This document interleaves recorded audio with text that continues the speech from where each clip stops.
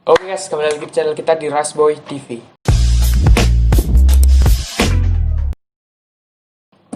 Kali ini kita di edisi rumah aja karena kita nggak dapet tempat dimana kita akan explore challenge-challenge di tempat horor. Kita di sini akan membahas sesuatu hal yang misteri di Indonesia. Pasti kalian tahu yaitu Jaya Langkung. Nah, kalian pasti nggak asing lagi dengan sebutan Jaya Langkung itu, yang dimana sebuah boneka yang kepalanya itu adalah batok kelapa yang ditancapkan di ranting pohon yang menjadikan sebuah boneka. Nah, kali ini saya akan memberi info-info tentang Jaya Langkung. Nah, di sini aku nggak ngasal ngomong ya, aku udah dapet di Skeleton Watch Smart Inc. Ada di websitenya di Google, boleh kalian cari di Google. Nah, langsung saja asal-usul dari Jaya Langkung.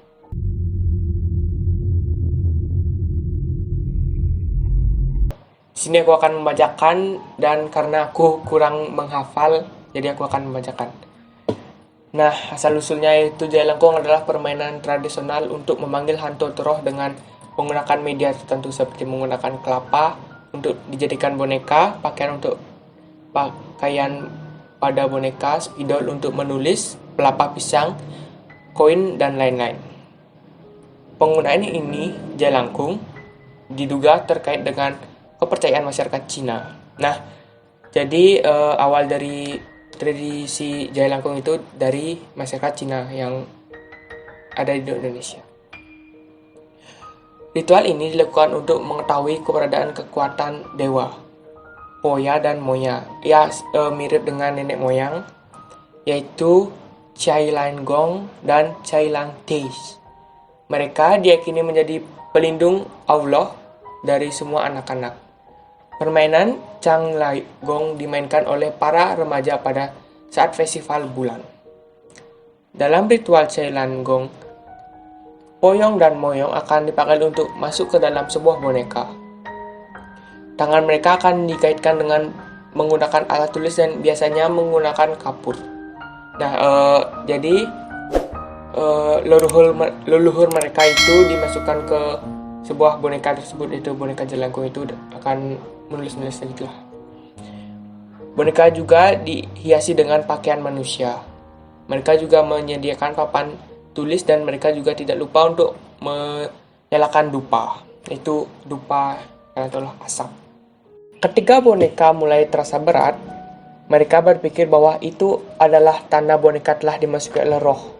Dan jika boneka menggunakan itu berarti bahwa roh telah setuju dan memberikan jawaban atas pertanyaan akan ditulis oleh roh yang berada dalam boneka di papan tulis. Nah, jika misalkan boneka itu udah terasa berat, ya kalian pasti udah tahu, dan bahwa yang bermain itu akan percaya bahwa boneka itu udah dimasuki oleh nenek moyang mereka, dan mereka akan menanyakan sesuatu.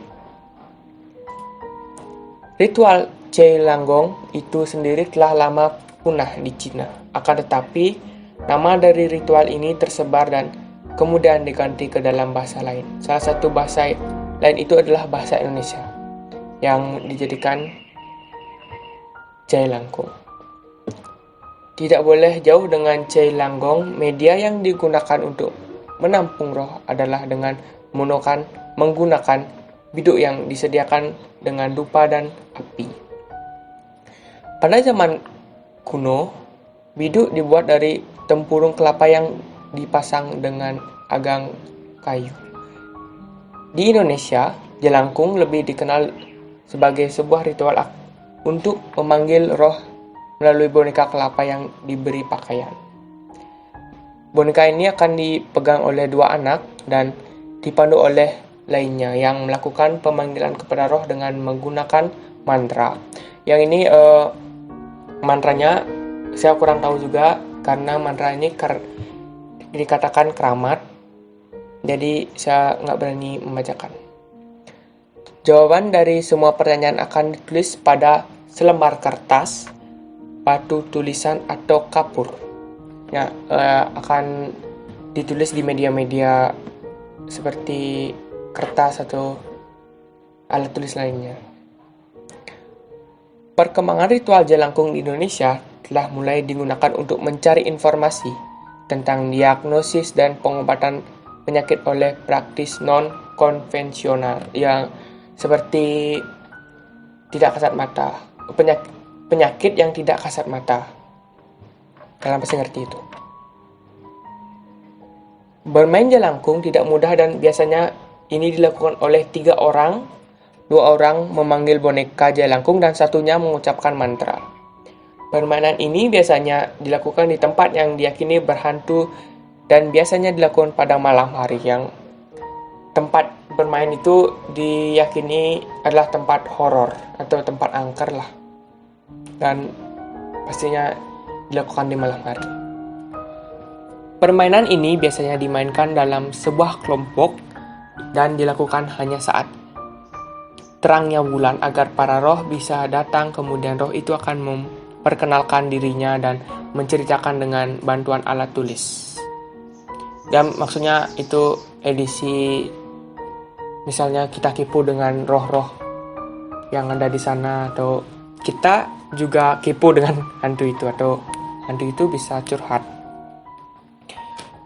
Perkembangan dalam permainan ini semakin meningkat dan menjadikan cukup sederhana.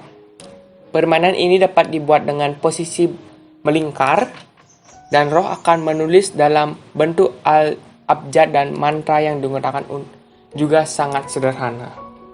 Mantra ini sederhana tapi menyeramkan, ingat itu. Mantra dari permainan ini tersedia dalam berbagai versi bahasa dan versi bahasa Indonesia. Mantra ini akan diucapkan berkali-kali dan setelah roh ini yakin telah memasuki boneka, maka pemain dapat meminta apapun yang mereka inginkan. Misalkan menanyakan nama, kenapa bisa meninggal, siapa namanya, ya seperti yang di YouTube kalian tonton bisa. Tapi kita belum bisa berani membuktikan karena kita belum ada nyali. Pernyataan akan dijawab dengan alat tulis yang diikat di bawah boneka, yaitu misalnya kita menanyakan nama, siapa namanya, boneka itu akan menulis namanya itu, seperti itulah. Ya, itulah asal usulnya. Sekarang kita ada sebuah cerita yang tadi aku dapat di website tersebut juga. Ini ada cerita horor. Nah, di sini ada cerita horor tentang permainan jelangkung itu. Saya juga kurang tahu orangnya. Perkenalan Dian dan hantu berawal dari bermain jelangkung bersama teman-temannya di kamar asrama ya. Dian itu berada di sebuah asrama, kayak ngekos lah bareng teman-temannya. Sekedar info, satu ruangan besar terdiri dari beberapa bilik kamar putri. Kayak asrama, gimana ya? Asrama tempat tidur bertingkat itu. Bilik tersebut hanya ditutup oleh tirai dan setiap sudutnya dijaga oleh para suster dan yang bertugas. Entah pikiran apa yang tiba-tiba merasuki hingga Dian memutuskan untuk memainkan permainan horor jelangkung tersebut di waktu kosong. Meski tidak mengetahui secara jelas permainannya dan melakukan ritual yang terbilang asal-asalan, namun sosok hantu tersebut datang dan merasuki tubuh dari media jelangkung tersebut. Nah, Dian itu asal-asalan untuk bermain jelangkung tersebut dan secara tidak sengaja makhluk yang ada di sana masuk ke media jelangkung. Pegangan boneka jelangkung yang dipersiapkan pun mendadak berat. Dian dan teman-temannya pun merasa takut dengan permainan itu. Setelah beberapa menit, dia pun memberikan diri untuk menyenangkan identitas hantu tersebut. Kepada Dian dan teman-temannya, hantu yang masuk ke dalam jelangkung tersebut mulai menjawab setiap pertanyaan yang mereka berikan. Ia menggerakkan pensil yang sengaja diisi pada bagian bawah jelangkung. Singkat cerita, hantu yang masuk di dalam tubuh jelangkung tersebut seorang tentara Belanda sudah puluhan tahun mendiami tempat tersebut. Mengetahui identitas yang sang hantu, dia dan teman-temannya pun tidak merasa asing lagi. Pasalnya, asrama yang ditempati mereka merupakan salah satu bangunan tua yang terletak di pusat kota Jakarta yang menyimpan banyak sejarah mengenai masa kolonial.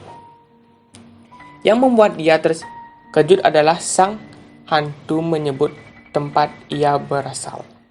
Ternyata, hantu tentara Belanda tersebut mendiami kamar asrama dia yang terletak pada bagian sudut ruangan.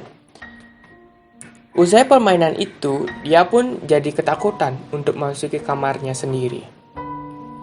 Selama 3 hari, ia pun memutuskan untuk tinggal di kamar temannya karena ketakutan. Tinggal di kamar sahabatnya membuat ruang gerak dia sangat terbatas. Mengingat satu kamar hanya bisa menampung ranjang, 1 lemari, dan 1 meja serta kursi untuk belajar. Terlebih, dia pun harus kucing-kucingan dengan suster pengawas yang bisa kapan saja memergokinya. Kayak dia itu, orang perempuan ini kayak diam-diam lah masuk ke kamar sahabatnya karena dia itu ketakutan. Pada hari keempat, dia pun akhirnya menyerah dan memberanikan diri untuk kembali tinggal di kamarnya sendiri. Dia pun sengaja membeli bunga sebagai hadiah kepada hantu tentara Belanda tersebut. Jadi sebagai timbal untuk menjaga si orang itu diberikan bunga lah tentara tersebut agar tidak diganggu kayaknya. Kali itu dia pun meminta agar sosok tersebut tidak menjahili baik dengan wujud maupun gangguan lainnya. Hari pun terus berganti. Benar saja, kehidupan dia di kamarnya berjalan seperti biasanya, tidak ada gangguan. Pernah pada suatu ketika, dia telat untuk mandi pagi sebelum berangkat sekolah. Ia tidak kebagian air dan waktu yang cukup untuk membersihkan diri karena kesiangan. Jadi, perempuan itu kebangunan kesiangan dan airnya itu udah habis dipakai untuk temannya mandi. Dia yang kesal pun seakan berkuar kesal dalam diri sendiri di kamarnya yang berhantu. Dan dia akhirnya memberanikan diri untuk berbicara dengan sosok hantu tentara tersebut yang ada di kamarnya.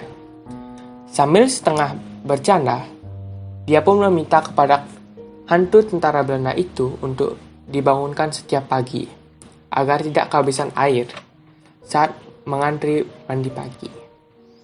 Benar saja, pada pukul 4 WIB keesokan harinya, Dian mengalami mengejutkan yang tidak terbayang sebelumnya. Pergelangan kaki Dian seperti ada yang menggenggam, namun rasanya sangat dingin sekali. Ia pun terbangun dengan seketika dan terlihat jam menuju pukul 4. Dari situlah hubungan pertemanan Dian dan tentara hantu Belanda tersebut berlanjut. Hampir setiap hari, dia pun dibangunkan oleh sosok tentara tersebut. Dan dia pun tidak kehabisan air saat mengantri mandi pagi. Hingga akhirnya, dia menyelesaikan studinya setingkat SMA ya kayaknya. Ia pun akhirnya mengucapkan banyak terima kasih dengan memberikan aneka bunga kepada sahabat hantunya tersebut. Dan jadi dia itu si perempuan itu tidak diganggu yang aneh-aneh, tapi diganggunya yang positif, seperti dibangunkan di tepat waktu pagi. Ya, pertemanan mereka bagus lah. Jadi seperti itu cerita dari seseorang yang aku dapat di website yang tadi. Oke guys, sekian dulu dari video ini. Jika kalian ada saran atau request, bisa kalian ditulis di komentar ya. Jangan lupa like, comment, dan subscribe. Sampai jumpa di video selanjutnya. Bye bye guys.